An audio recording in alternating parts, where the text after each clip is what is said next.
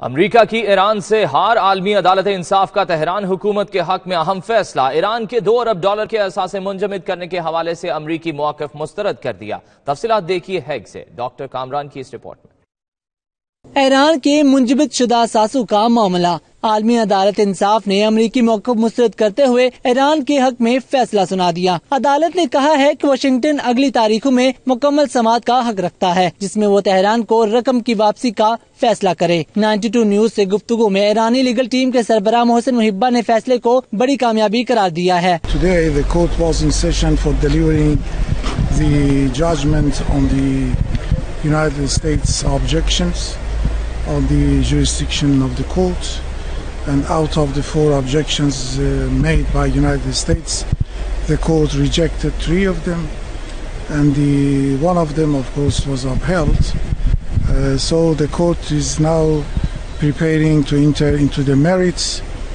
According to the rules, the parties will be invited to submit their memorials on the merit of the case.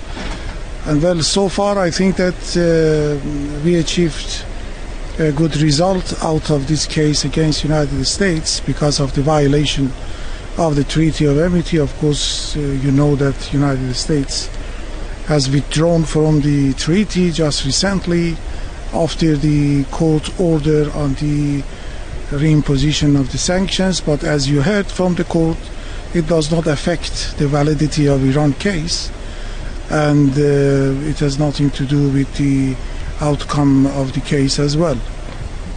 Well, you may know that it is the 4th time that we have submitted to this court after the revolution in Iran.